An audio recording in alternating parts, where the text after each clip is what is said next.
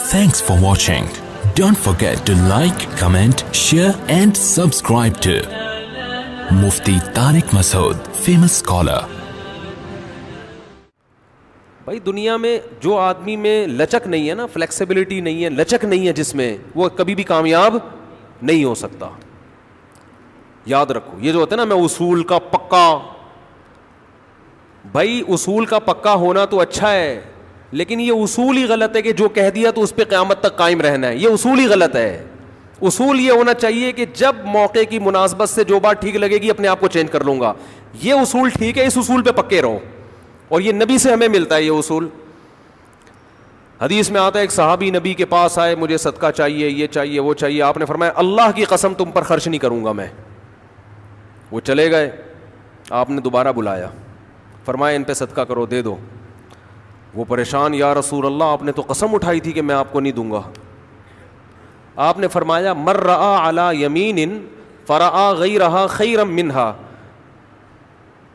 فلیکفر عن یمینہ, کہ جو شخص کسی بات پہ قسم اٹھا لے, جائز بات ہو, کوئی اگر حرام پہ قسم اٹھائی وہ تو بچنا لازم ہے نا, کہ میں گناہ نہیں کروں گا, وہ تو ویسے ہی وہ حرام ہے.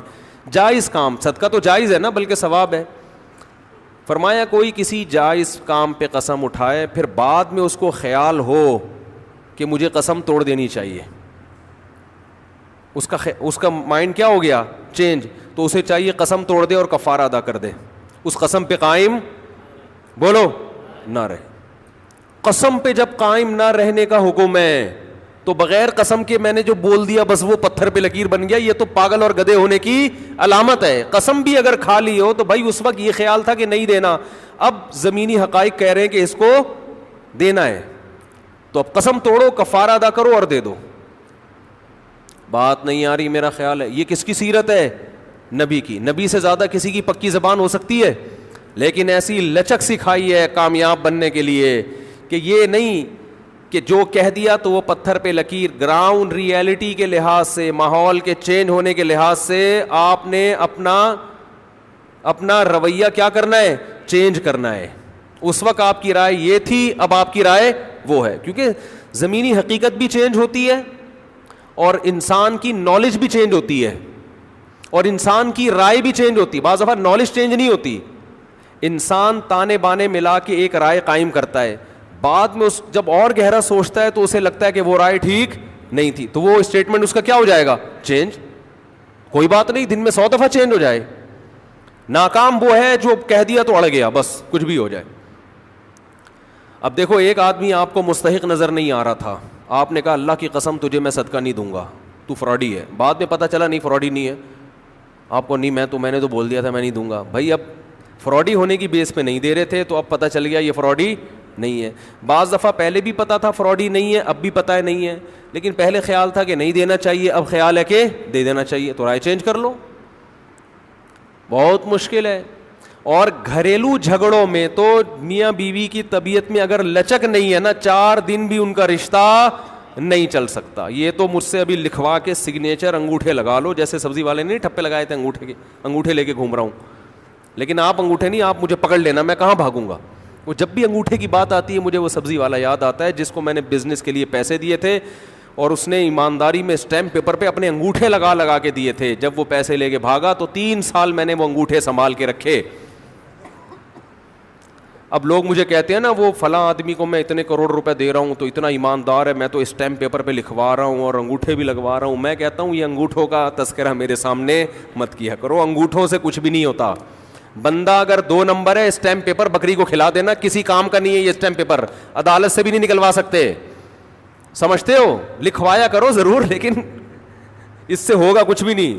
عدالت انگوٹھا دیکھ کے بولے گی بس ٹھیک ہے انگوٹھا, اب انگوٹھے کو پکڑ کے جیل میں ڈال دو, بس انگوٹھے کو دیے تم نے پیسے. بندہ تو پکڑائی میں آئے گا ہی نہیں, آ بھی گیا تو کچھ بھی نہیں کر سکتے.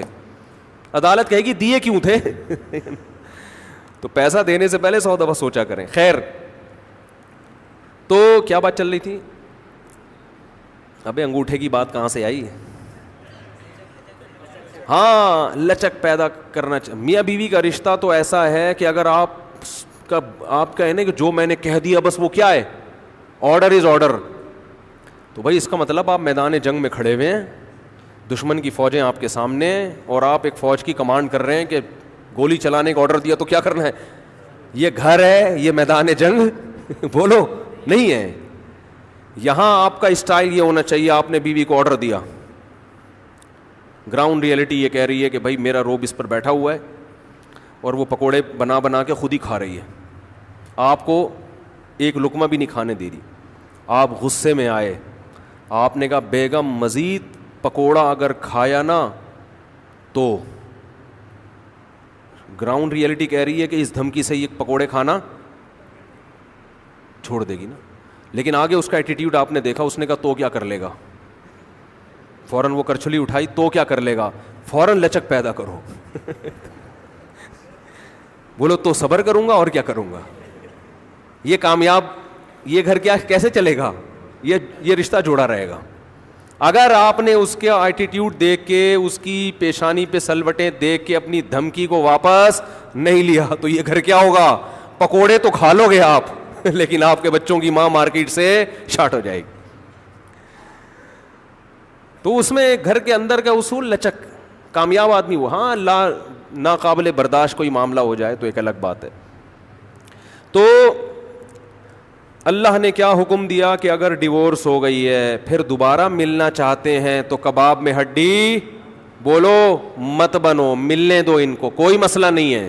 ہاں یہ قرآن نے کہا ہے کہ اس شرط میں ملیں کہ ان کا اپنے بارے میں یہ خیال ہو کہ دوبارہ وہ جھگڑے نہیں کریں گے. ایسا نہ ہو ملتے پھر وہی ٹینشنیں شروع کر دیں. اب دوبارہ اپنی اصلاح کر کے آئیں کہ بھئی اب ان ماضی کے قصوں کو چھیڑنا نہیں ہے.